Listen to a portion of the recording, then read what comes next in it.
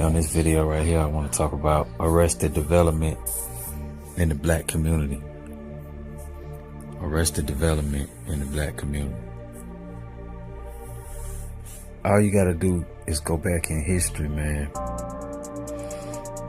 During this time that we've been here, really since we've been free out of slavery as black people, you know what I'm saying? To see how far we have actually fallen, while we think that a lot of us are under the impression that this is like the best time for us, like this is like we better off than we've ever been, when that's so not true. Our family structure has been broken down. That's a big part of it. The family structure has been broken down.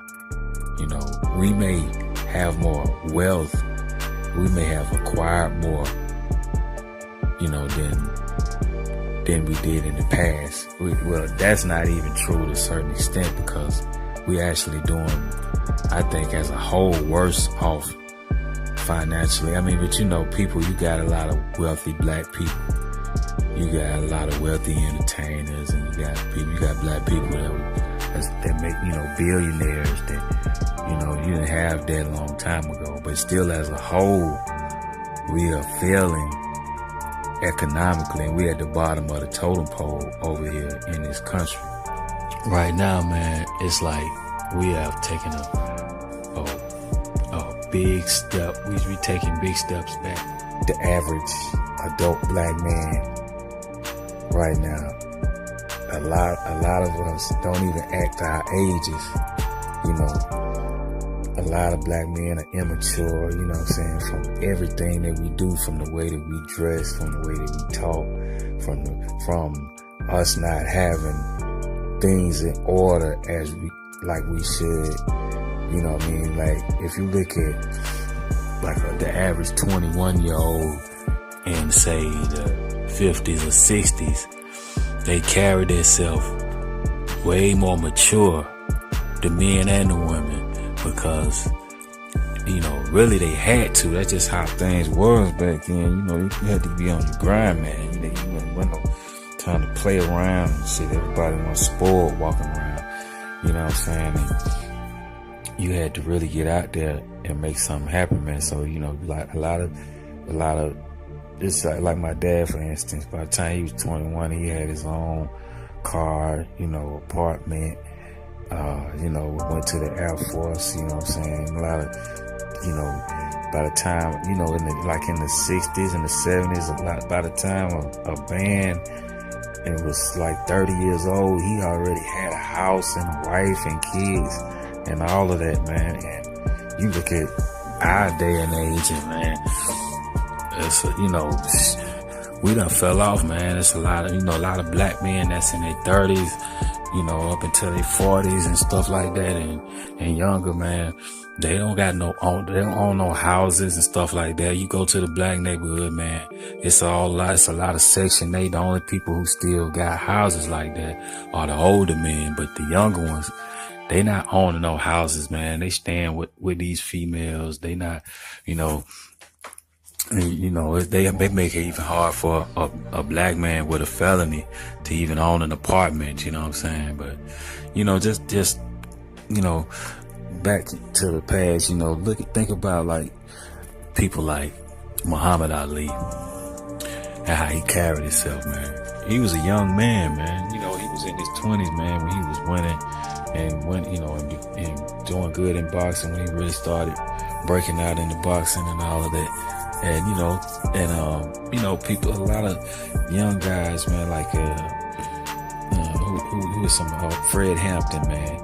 He was 21 years old, you know what I'm saying, the leader of the Black Panthers, man. A 21-year-old, man, the way he carried himself, you know, he carried himself, you know, very mature than the average type of 21-year-old that you'll see in this day and age, you know what I'm saying? Just, we black people in general were more advanced.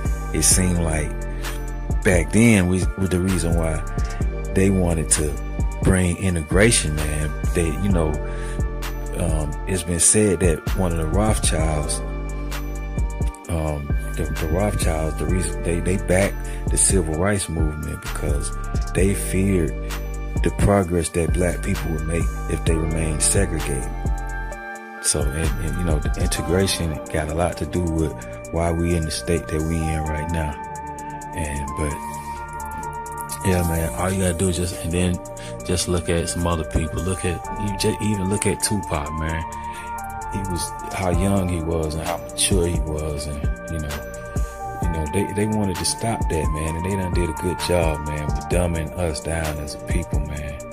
You know, you got a lot of, fast forward to right now, you got a lot of grown men walking around with their pants sagging, you know what I'm saying, still acting like teenagers, man. And you got grown women, they trying to still be young and, you know, dressing like the young girls, man. They twerking, they 40, going on 50 years old, still twerking, making twerk videos, man. That's where we at, man. You know, we got to really think about that and ask ourselves, man, how did we get here? But, you know, it's evident how we got here, man, but we need to come to the realization of where we at in this society, man, and how far we have fallen. So I just wanted to make a quick video about that, man, about the arrested development in the black community, man, and it's being promoted through the media, through the music, you know what I'm saying? You got every rapper come on the scene nowadays. Lil this, lil that, baby this, baby that, you know what I'm saying? I ain't knocking nobody music or whatever, man, but you know, cause I look past the rappers, I look at the people behind the scenes that's pushing it all and that's controlling and pulling all the strings. They the ones behind all this, man, because they, you know, they turning this into a sick society, man, and in the black community, man, things are real sick, man. It's getting real bad, man. It's like, you know, anytime that you got a community of people, you know, with no fathers, a fatherless society, you know what I'm saying? It just look for things to get dangerous. I know from firsthand experience, you know what I'm saying? But I just wanted to make a video about that real quick, and I'll be coming back with some more videos soon. All right, one.